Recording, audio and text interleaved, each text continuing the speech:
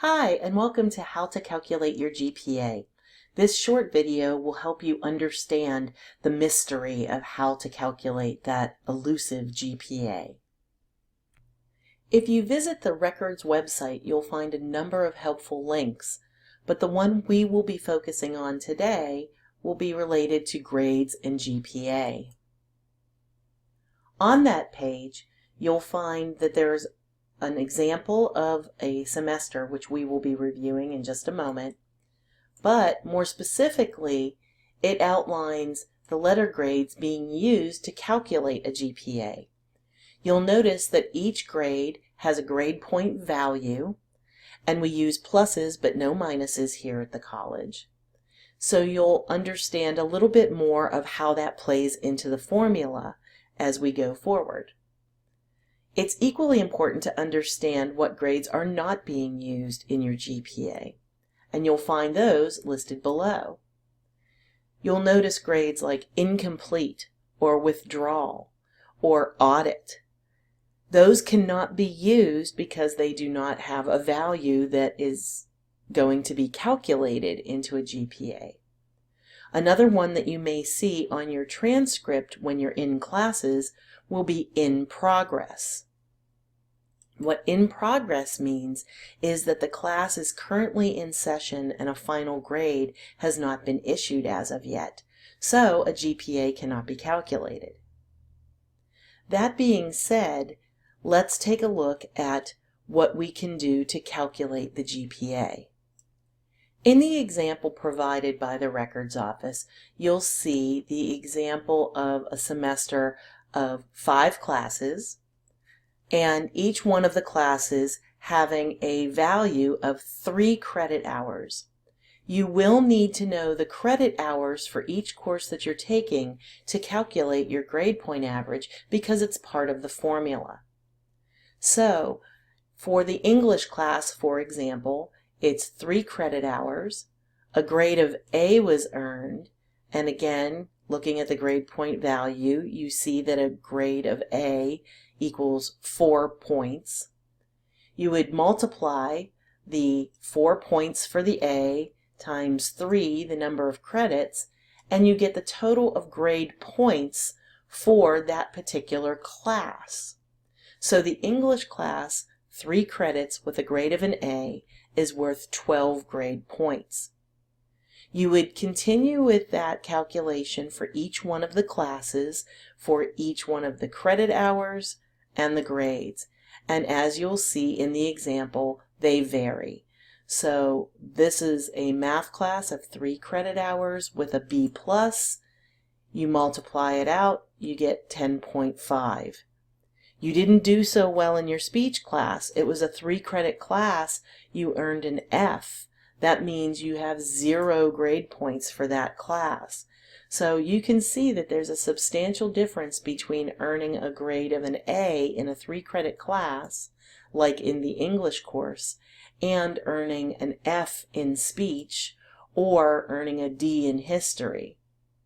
So that makes a substantial difference in the overall GPA. So what you would do next is total the number of credits for that given semester. Here we have 15.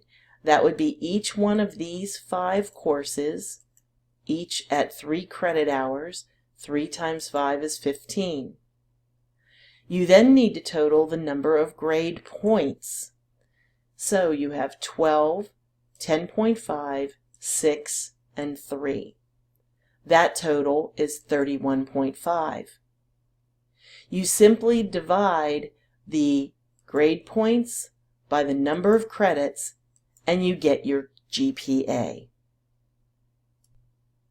You can use this same concept in your classes for your assignments as well as your final grades in any given semester. You can do a basic Google search and find a number of calculators to do course grades.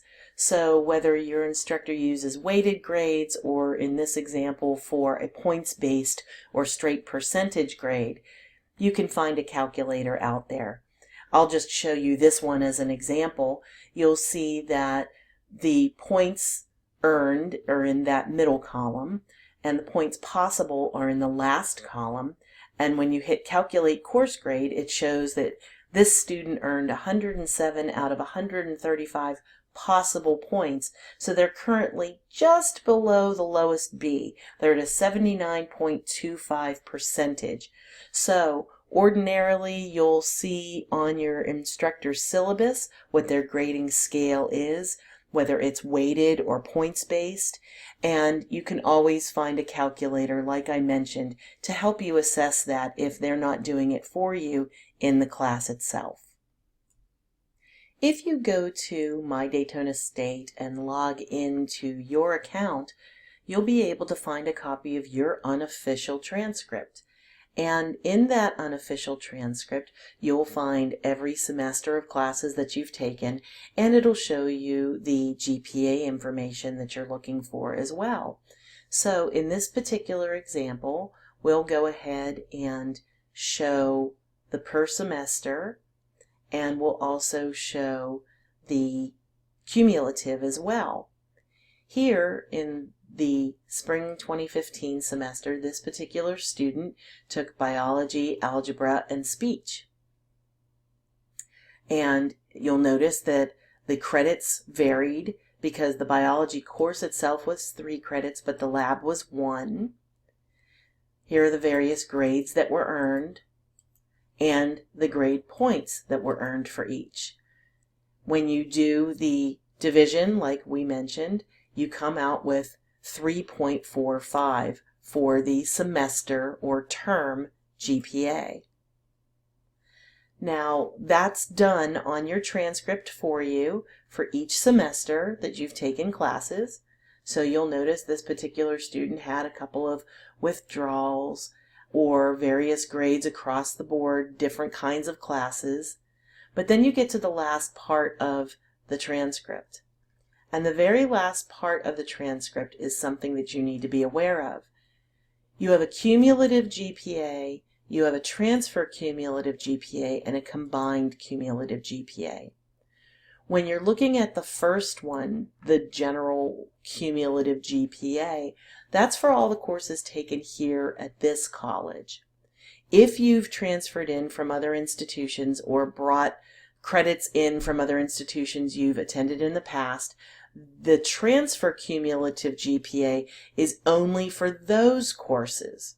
So you would have a separate GPA for this institution and a separate cumulative GPA for your transfer work, and then you have a combined cumulative GPA that puts the two of them together.